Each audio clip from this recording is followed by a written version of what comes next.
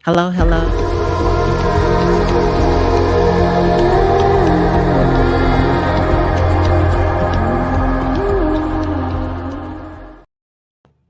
Hello, hello, hello. Hey, you guys. It's your girl, Miss Mouthy. Hey, Lips. Y'all already know what time it is. If you're tuning in, it's your girl, Miss Mouthy, which this is a podcast all about the narratives of trans and non binary people and the allies that love and support us. And if you are new to this is what you have tuned in. So I hope this episode is really great for you. I have some very important people in this episode that I'm excited to sit down with, have a conversation with. I wanted to entitle this episode Power Over HIV. Because I did an amazing campaign that we're going to talk about in a few seconds. But over the weekend, your girl has celebrated her birthday, her 35th birthday. I know I don't look it, but it's a blessing for me to be able to live and breathe at this age because it's the life expectancy for most trans women. So it makes me an honor to still be here, to be able to be producing content, but also giving back to my community. And so why this episode is so significant because Corktown Health does a lot of amazing work within the community around healthcare, behavioral health, and prevention around HIV. And so I will have my guests introduce themselves, and you can bring our online guests in as well. And so, everybody, if y'all could just say y'all name, y'all pronouns, maybe what you do at Corktown or how long you've been with Corktown, and we'll start there. All right. Um, hello. My name's Kelly Cousins. I use they, she pronouns, and I am the Preventive Health Services Manager at Corktown Health. Good. Thank you. And my name is Drake. I use he, him pronouns. I have been with Corktown for 4.5 years, and I've been in the prevention program for the last 2.5, and I'm now the associate manager for preventive health. Okay, good. And all the way from New York. Hey. Hey. What's going on? So my Hey. name's Juan. Some people may know me as Chaos. My pronouns are whatever the vibe is, whatever you're feeling like, because I can be many things. Okay. I've been with Corktown for about 4 months now, and I'm a consulting for Corktown. I'm working on this campaign, Power Over HIV, which I'm so excited about. I've been getting pictures and it's been crazy. So yeah. Yeah. And so over at Corktown, I'm a consultant as well. I do the Breaking Barrier program. And one thing it's big on is career placement with trans women of color here in Detroit. And so it's been a really great. We just ended our first round and graduation was great. I'm proud of the ladies. Yeah, like they're doing good things over there. So, what is everybody up to? I know you came on Chaos months ago. And how's New York been? How's everything? I've been watching you. So, what's new? Oh my God, New York is extremely busy. It's everything that you think that it is. Okay. It is the place of dreams. It is extremely busy, as I said. So I'm with two internships. So I work with Music Exclusive and Slate TV. So I'm always like on the go. Of course, I still work in public health. I work for Housing Works. We just had an amazing Kiki Ball. Nice. 51 people showed up, and so New York is learning me as far as public health is concerned. Right. And I know the last time I was on your show, I gave you a bottle of lube, and that's like Yes. my soft launch for my lubrication. And so now all of my products are here in New York City. Everything's here. And so I'm getting ready to do a photo shoot tomorrow to do the underwear and the lubrication. So the sex line Nice. is going. So it's just really busy and crazy. But I'm happy. I love New York. I'm so glad that things are really taking off for you. That's very inspiring. And happy birthday to you. You look Thank you. so Thank good. Like, you. I Thank follow you. you too. So I was Thank looking, you. I'm like, she got the silver and the Yeah. gold and the black and Little Rico. celebrate. Yeah. I love it. So the biggest thing that was on my mind while doing this whole process was how did the campaign come about? Like, how did Power Over HIV come about? Well, that's the brainchild of this one. Okay. So it's I for a long time have not been very happy about the way that messaging around sexual health has happened. Yes.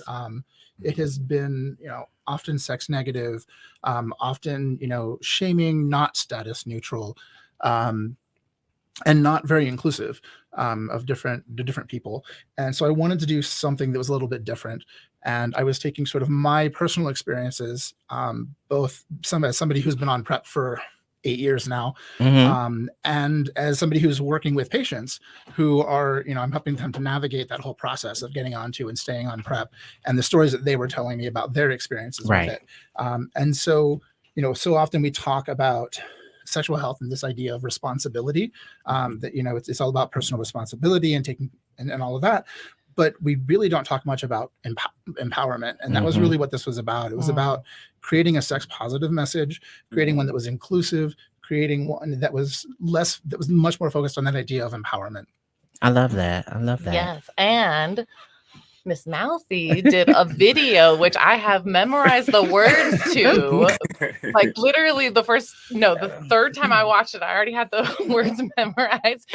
And we were watching it together, and it's on my phone, and I'm going, that's Power Over HIV, baby. And she's like, did you memorize it? I'm like, yes.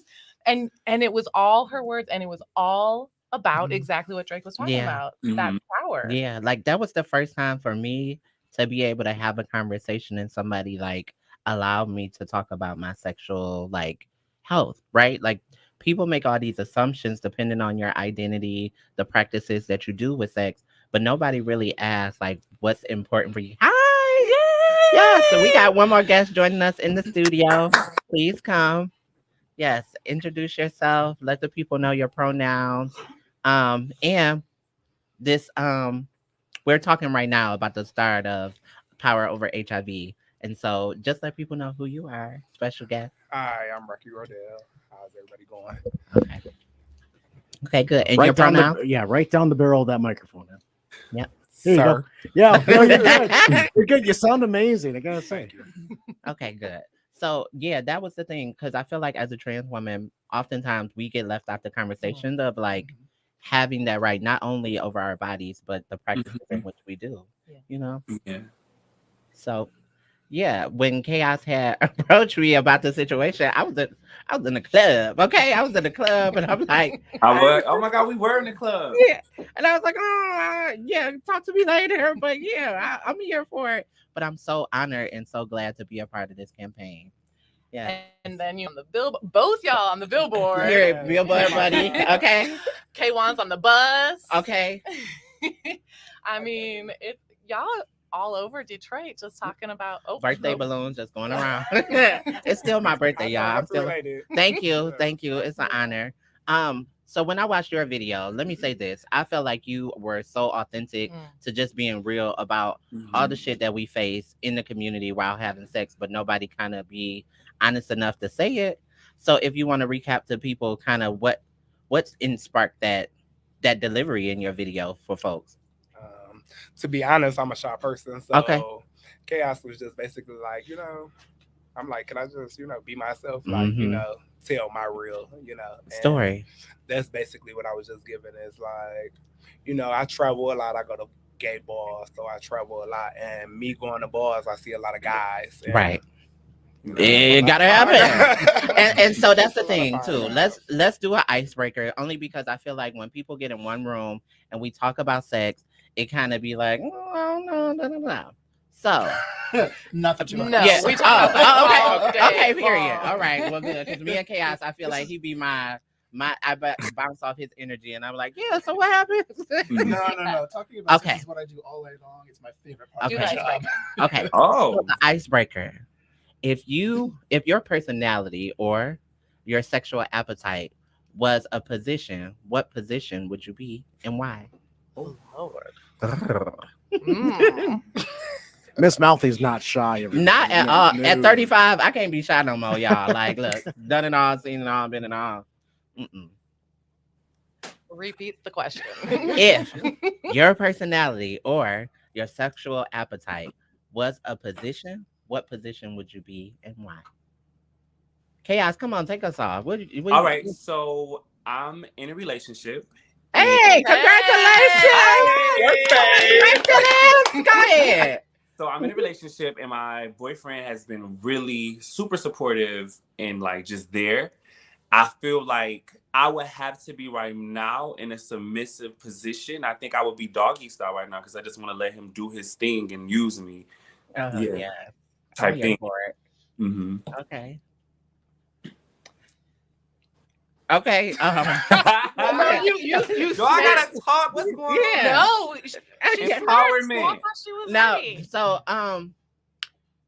I guess I would be to the side just because I'm a Gemini, so I'm iffy sometimes.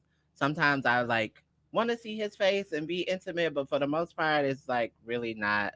I don't know. I'm so disengaged with sex now because I feel like men in today's society is oftentimes sex like selfish when it comes to like pleasing me. So it's just like, let me just turn to the side, give you this little 1-2, and that's that on that.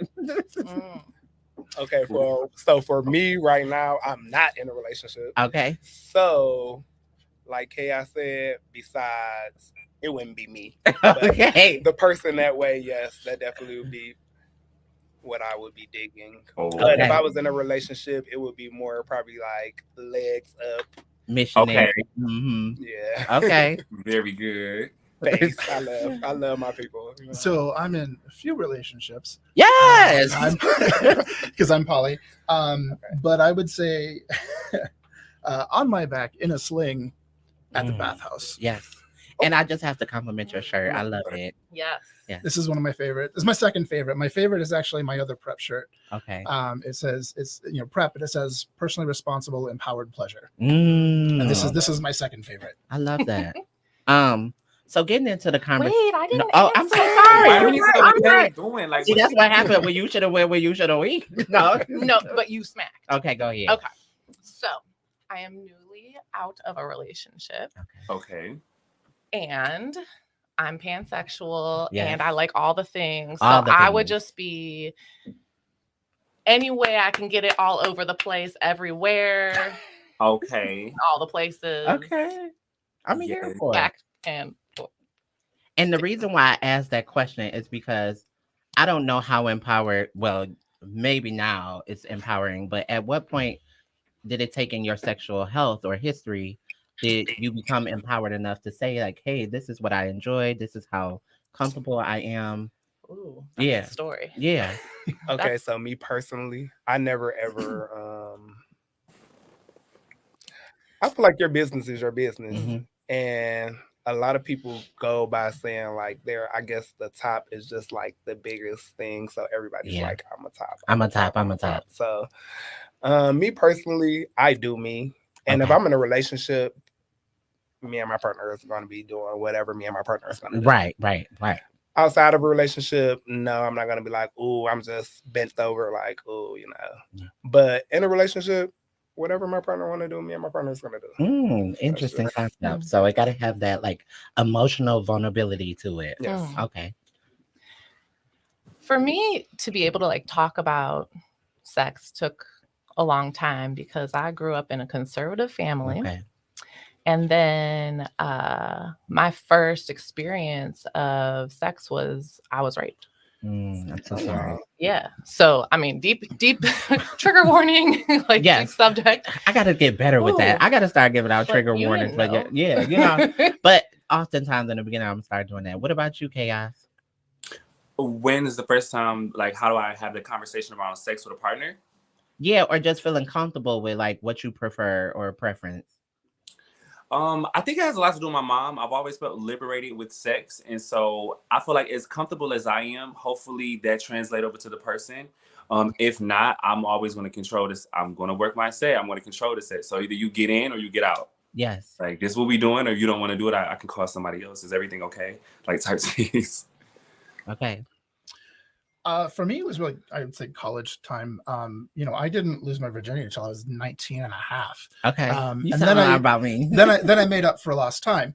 And I spent college having a whole lot of sex. And I was also, running our LGBT organization there. So we were talking about safer sex, and I've kind of always since then.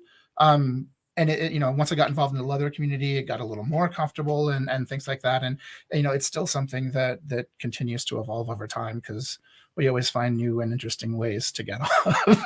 And and some of them we have to deal with shame initially, and we have to work through, and all of those kinds of things. Yeah. The reality is I still struggle with like talking to partners about what it is I want and negotiating certain things. Yeah, because some guys want things that I'm not willing to like want to do, or the certain parts of myself that I want to save for somebody special that I have not built that relationship with. I'm like, no, I really don't want to give you head because you're not special enough for that. Like, that's not what I want to do for you. But when we come to hi, how are you, Alfredo? It's so good. Shout out to everybody who is tuned in. Yes. Don't be afraid to ask questions and let us know. We are so thankful that y'all joining us in this conversation. So, when we talk about the word HIV, how oftentimes do y'all either feel the stigma or have experienced the stigma when that word comes up? I mean, the stigma is for real. It's real. It's real. It's so real. And I don't talk like we do status neutral all the time, and I don't talk like I'm positive or negative ever. So people oftentimes assume one way or the other, and I can let them assume. I don't care because I'm confident in who I am, but I can feel that stigma. And that's one of the reasons why we're doing this campaign, because we want people to know that, you test, whether you're positive, you're negative, you live in your life and you can live it beautifully and wonderfully. And we're here to help. Yeah. I think the biggest thing, why I feel like I'm starting to normalize the conversation on Mouthy oftentimes when I talk about HIV is because I feel like I hold a certain privilege to be able to let people, like you said, think whatever they want about me. But it also, I see how the stigma impacts people that I love that is living with HIV, So I just always be like, no, not that one. I don't care how you might feel about the situation, but you have to have some level of respect when you talk about people's bodies and lives in general. And sometimes I feel like we've lost that in humanity. Yeah, I think when it comes to stigma, I think that it's really important to address the conversation when being had. So when we're talking about stigma and someone says something that's negative, a lot of times they're not knowledgeable around HIV. And so it's important for us, I think, that people who are knowledgeable around it to get into the conversation. Hey, well, what made you say that? And start to educate, let them know what's going on. I think that's why I know that's why this campaign was so important, because it's like having control and having power over HIV.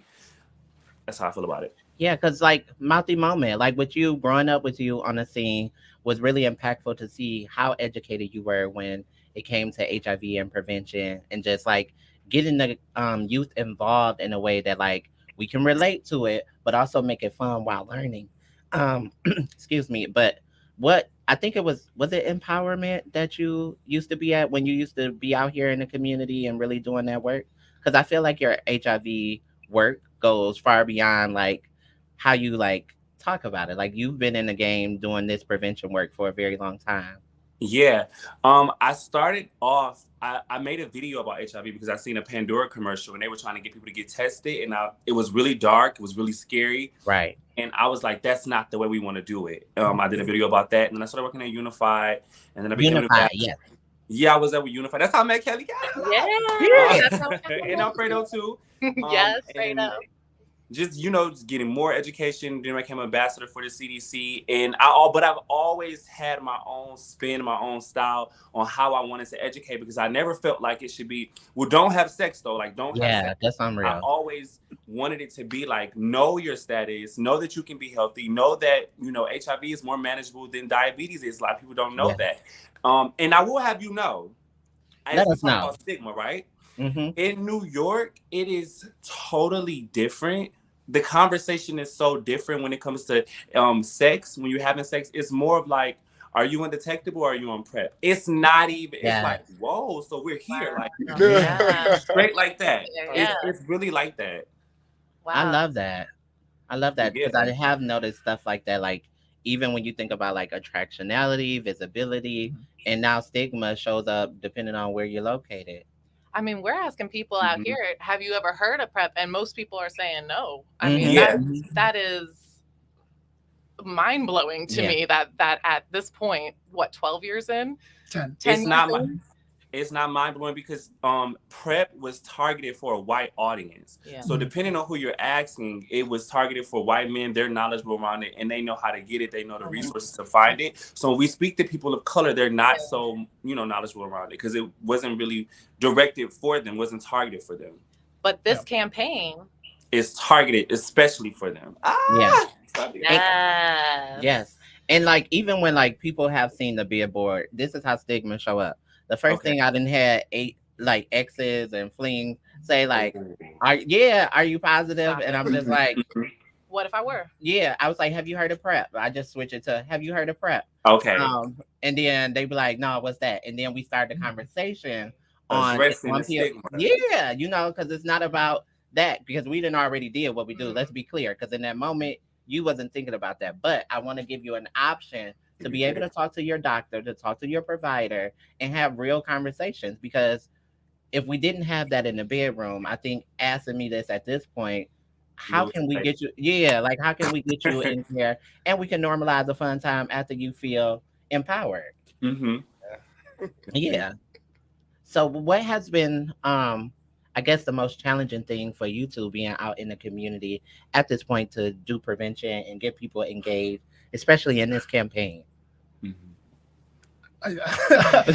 The thing that's most difficult for me is just the amount of work that is involved, honestly. and Yeah. and it's still right now it's just the two of us Mhm. in terms of publication and everything, and then we were able to bring all these other folks in term and being able to get local people and to tell their stories, because Yes. until we for the first year that we were running this, it was just me creating stuff using stock images, Okay. and I was certainly telling stories that I was hearing from the patients I was working with, who are very diverse, but it was still my words. Mhm. And that's what was really exciting about taking it to the next step, is being able to get other people using their words and capturing all those different ideas and different experiences that way. Yeah. And y'all had a good variety of like representation, Yeah. from like having a couple, having trans women of color, having men. But what were some of the challenges that you felt in prevention and things? I think, just getting the word out there and doing it with, teeny tiny budgets. Mhm. Yeah. That's real, funders. Pay attention, funders. and getting no budget, or no usually. budget at all. Yeah. And getting really like creative with it, and then trying to make sure that the people that you're working with are getting their due, making sure that when we finally we did get a little bit of money to do this, Right. obviously, that we're advocating to use the right people, the people who need to be doing this work. And now we finally, through a lot of this work, we finally got more money through CDC, Yes. and we're hiring people. And somebody that we're really excited about starts on Tuesday. Period. But we couldn't do all of that. And I mean, and that talks about capacity. That talks about, also just you can only be so diverse between two people. Mhm. Yeah. Right. That's true. And I'm me, Drake's Drake. And we are human, white. we get burned. Right. We get burned out too with doing this work. Yeah, That's a real burnout. thing. Yeah, for sure. Yeah. All of that. And you brought up a good point. It's like, when I think of funding, right? They always want to gear it to HIV work. But it's also these small budgets and like everybody competing for this money. And then it'd be hard. Like, how do you expect everybody to like change their programming to center this population? But then when we do it, now you're giving us like not enough money to be able to supply the demand, Especially in prevention, because of the way that funding works. Money for example, Ryan White can only Yes. be used to support folks living with HIV. Mhm. And there is certainly some prevention work to be done there, because obviously U equals U. Yes. And we have access to condoms work for everybody. But when it comes to prevention specific stuff, those actually have to be funded separately, and so it's a very different sort of situation. And prevention is upstream thinking, like, and like, why are we not thinking more upstream to end this epidemic? Like, I guess that's where I'm at this point. Like, we're putting so little dollars up here. Yeah. So and I wanted to talk to y'all too, because y'all are big influences in the ballroom community. Yeah. How does because I know that be imperative too. So when you have influential people that talk about HIV, how have y'all been able to see that show up in the ballroom community? You want to take it, Rocky? Okay. Go ahead, It's always going to be in the ballroom community. It's always showing up in the ballroom community. And when we had a conversation, me, Drake, Kelly and Valentina, and we talked about, who do we want to target in this? And I immediately was like the ballroom scene, because the ballroom scene is impacted by HIV heavily. And I knew that with representation, people in the ballroom scene would be able to get the message out. Right now, ballroom is mainstream. So we have Legendary, we have Pose, and Pose was like a great representation of what HIV used to look like. Mm-hmm. But it still impacts the community. And with them having such large followings, I just imagine, I'm saying, well, we get people from different houses to come and do this campaign. Their whole houses will see it, and all of their houses will share it, and then we can have that conversation. Be it uncomfortable, be it, oh girl, they just doing something to get the coin. The conversation is being had. So it's always a face in ballroom. Even if one day we get a cure, well, HIV has impacted ballroom heavily. Yes. So it was just fitting. Yeah. Okay. I definitely feel like it was fitting, because of course, just like I say, a lot of people go out and a lot of people have fun at bars, and a lot of people leave them bars and they want to have more fun. Like, so it just was a good thing.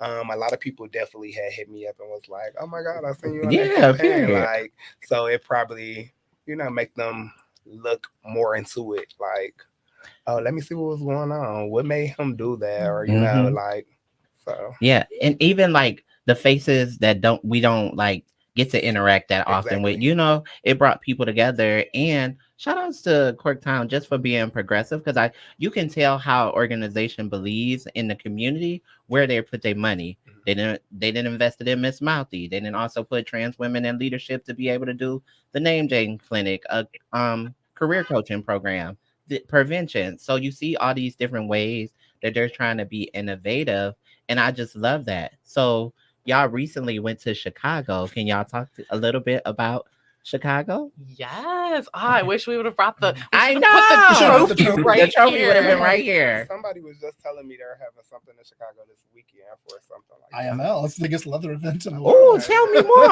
Somebody just was telling me that. I'm like, oh, really? Well, we went to Chicago 2-3, I don't know, time warp, a few weeks ago. Okay. And Drake was able to present on the campaign and the whole amalgamation of the campaign and all the things that we're doing, and shouted out the ballroom community. Yes. And we Aubrey won second place. Yes. Nationally. Yeah, that's a big thing. That's huge. Yes. For our tiny little Corktown. For now, but you have to start somewhere. I think that's the important part, is that once you get the people in the right places and y'all know where to focus your energies and effort, then you start to see this big ripple of change. And like, we're gearing up to Pride now. More people are going to be outside. So I've also seen with this campaign, let people know about healthy preventative measures that they can take with like the home deliveries and things that y'all have available. Yeah, go for it. So we have a couple of options for folks at home. One, we offer free HIV test kits by mail. They're the OraQuick kit, and so people can actually just go into the website, the Power Over HIV website, and there are buttons there they can click and fill out the information. PowerOverHIV.com. That's Power Over HIV, baby. Power Over HIV. And so they fill out sort of the basic information that I have to collect, and they're able to select whether they want them done confidentially or anonymously. Because that's very important to me in particular. I know how we are all in part of a vulnerable community, and we have concerns about information about that kind of stuff. So it's very important to me that we have that option. But then you don't even have to use your real name. I just put something in there. I need a real address because I got to send it somewhere. Yeah. And then basically I will send out the kit to you. And then you can actually do it guided or unguided. So if you need help with that, I can do a telehealth appointment on video, Zoom, whichever one works for you, and I can actually guide you through that process. I just got one question, just because we do service such a marginalized community, and homelessness is at a all-time high. Is there any alternative to if a person don't have a home address or some way? Yeah, so we actually there's a number of different ways. The at-home request is just for mail, but we actually do testing on site, so anybody can come in, and that is done at no charge. So we do, and it is a rapid test. It's the ones we do on site are not the oral; they're a little bit newer. They're the 4th generation tests, so they actually give us a earlier detection. Everything has a little bit of a trade-off. The at-home tests are what we call a 3rd generation test, so they have a little bit larger window period of 30 days. The ones that we can do on site are actually only 2 weeks, so we can detect a little bit sooner with the ones we do on site. So absolutely, anybody can come in. We even have a lot of resources. We can get people to the clinic if they don't have transportation, things like that. And then we go out into the community and actually do off of our site testing as well. And we've had there was a question in the comments. Yes, what's the question? It's really good. What about the deaf and hard of hearing communities? I love that. Is it Gabrielle? Yeah. I love that question. I am part of Detroit Disability Power, and because I myself am a disabled individual, and so I love that question. And we are working really hard to make all of our services as accessible as possible. So if there were someone who needed in the deaf or hard of hearing community, we can work with them. I know that Zoom has different accessibility things that we can push to make sure that we can have like the captions and stuff at the bottom and all of that, but we want to be as accessible as possible. And if anybody has any extra, we've been looking into different ways for all the different disabilities and stuff like that to make sure that we're accessible. But if you have suggestions, please reach out and let us know. And back to the homeless community as well. We've had people who just houseless. We have people who just we send it to a PO box, or we send it to a friend's house, or we send it to a organization that they frequent often with their name on it. And so we'll send it anywhere, y'all. It's just important that you know your status. Yeah. And we do have, we also have access to interpretation services too.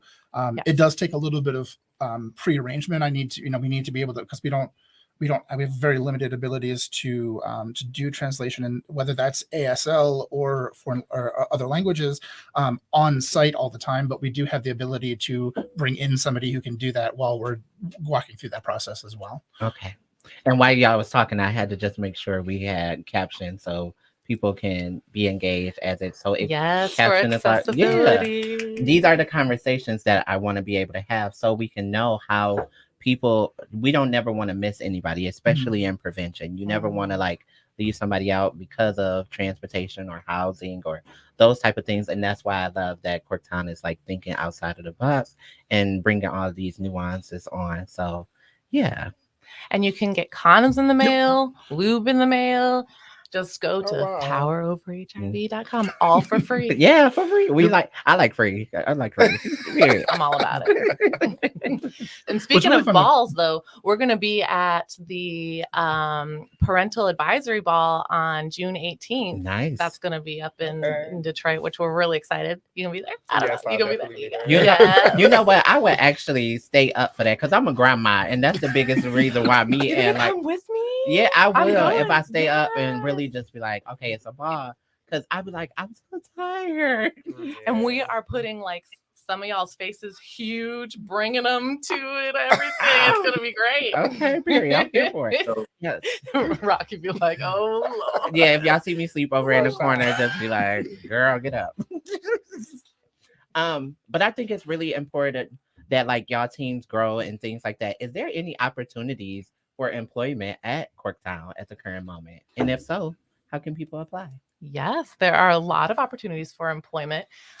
So if you go to corktownhealth.org and then click on careers, there are a bunch of different openings. We've got a few in case management. We are looking for one more prevention specialist. Okay. So come on.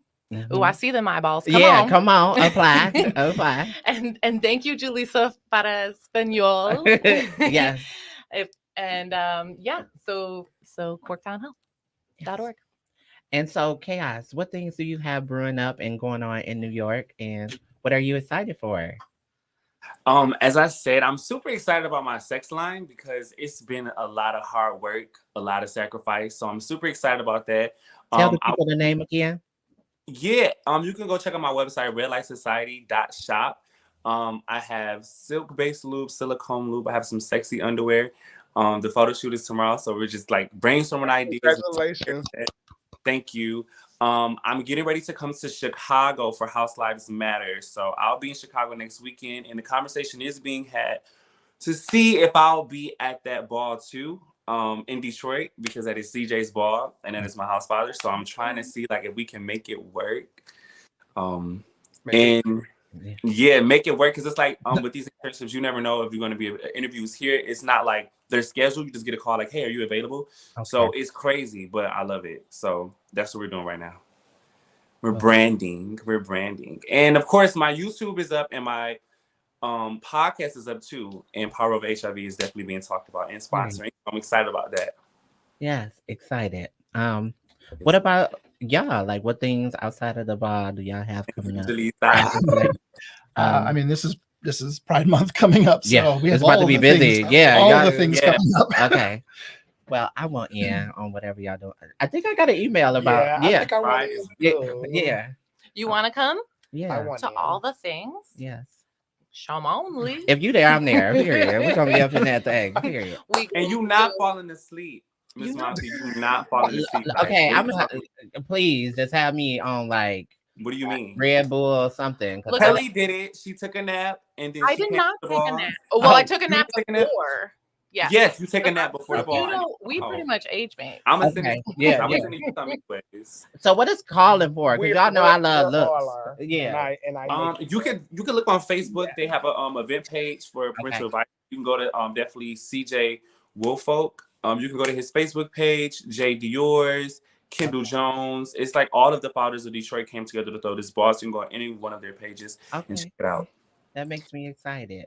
So Yeah. one thing I love to do on Mouthy is to leave our audience with pearls of wisdom because it's really important. And Mhm. especially when we talk about prevention in HIV, you know, sometimes we deal with the youth that might be so young that may now have their status, and you know that thing comes in. I don't know what to call it, but they give up that hopelessness. That's what I'll call it. And sometimes it makes people want to give up.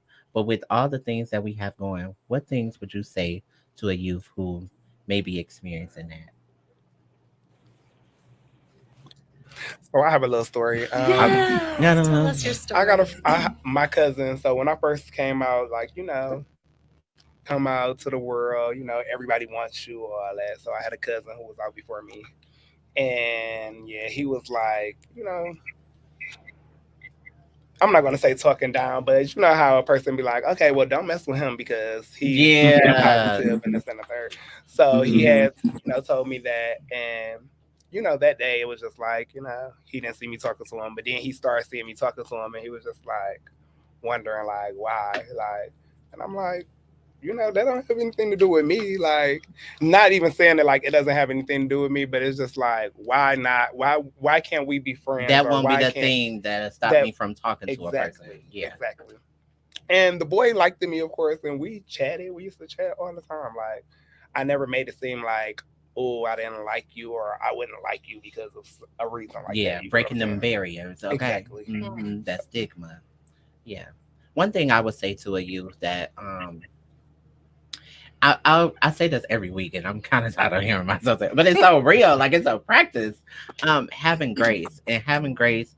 I think sometimes when people get their diagnosis, they feel like, well, if I wouldn't have had sex, or they get self-loading and they blame themselves, and like, sex is a natural thing. It's a beautiful thing when it's done, in the way that in that moment, if that's what you wanted to do and you felt safe, safety is the biggest thing with sex with me. So I would say, don't be so hard on yourself with feeling that this was something that you put on yourself. It is something that you now a new way of learning how to live in your life. It's a new level and an identifier for yourself. But it doesn't have to be your all end all be all. Because sometimes I do that with my transness. I have to sometimes be like, you're still human. Like, don't keep riding from the trans lane all the time. And you we know, all make mistakes. yeah, So you it's know, not like, and I just love where medicine is and where science is to even give people these types of hopes. You know, I mean, because of U equals U, for those of you who don't know what U equals U is, it's Yes. undetectable equals untransmittable. Because of U equals U, HIV is another chronic disease. So I have multiple chronic diseases. Mhm. I take my medicine every single day. I'm able to continue to live. Sometimes I forget to take my medicine and I got some issues, Yeah. but I'm going to keep on living. And that's where HIV is at right now.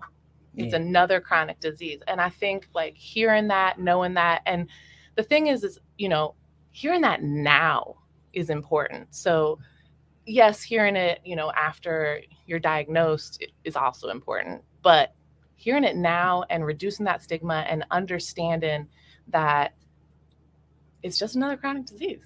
We moving on with our Yeah. life. We live in our life. We can still be as big and as us as we ever were, Mm-hmm. no matter our status. Yeah.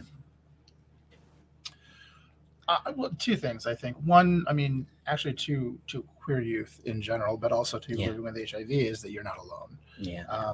You know, there's you know, we've had, you know, queer people and all of our experiences throughout history, and it's gotten better, it's gotten worse at different times, and I know, at least, I mean, I'm a lady of a certain age, but you know, for me, I was, when I came out, I was the only person in my school that came out. I know that's not necessarily the case, and there's a lot more people who are able to be more visible younger, but I think in a lot of places there is still very much isolation. But also, when we're talking about HIV, I think it's really that the message that we have with this campaign is that you have, regardless of your status, you have the power to make your own decisions and take control over your sexual health. And certainly there are barriers we all have in different, all of us have different situations. It's more easy or more difficult for certain people. But there are now options beyond just condoms and abstinence. And for both, you know, for people living with HIV, for people who are not, and it's just a matter of finding that access and finding somebody who can help you get access if you need that help. Yeah. Claiming your power. Chaos. Yeah, absolutely. I think I love what you said about grace. I think it's really important to have grace with yourself because HIV or any STIs are associated with sex. There's shame around sex already. So then there's also shame around the virus. And so with having grace with yourself is super important. And I think we always gear it towards youth, but there's always people who are being diagnosed who's an adult. And I think that's true. so when we talk about having power over HIV, it's really having power over yourself and taking responsibility for yourself. You know, it's all about self-care to me. I've always looked at this as self-care. So if your allergies were acting up, you would go and get some. Yeah. You wouldn't think twice about it. You wouldn't think twice about it because there is no stigma, there's no shame associated with it because you want to take care of yourself, you want to feel better. So if you just control your mind and understand the power of your mind and think of it in that way, like, well, I'm just, you know, if I got HIV, all right, you know, let me say, I can live, I can, oh, it's not 1985, oh, I'm good, okay, up here, Okay. all right, cool.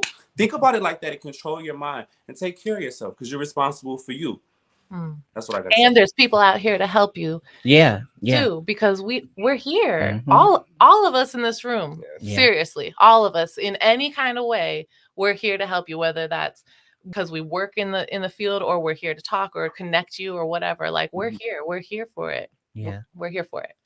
I think it's really cool that you guys are saying y'all are here for it because back like a long time ago, you know, it wasn't a good thing. Like, or it was always a talk about down thing. Like, not saying that we should, you know, but it just was always a down thing. Like, oh, gay, HIV, like, oh, you got AIDS, or like, you know, and it's just like, and it's better things. I also noticed too, if there's anybody who's shaming people who living with HIV, right?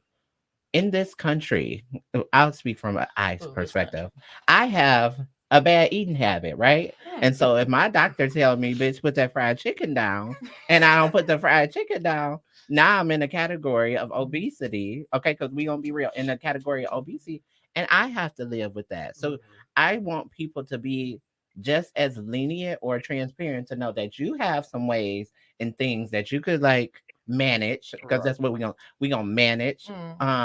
And have that same type of grace with people living with HIV. Let them allow themselves to manage and come to grips with their new reality. Yeah. So And behavior change is hard. Like You hear changing me? anything is hard. You hear me? I'm a behavior change specialist. I have studied this stuff, and what you just spoke on, I ain't putting that fried chicken down I love either. chicken. Okay.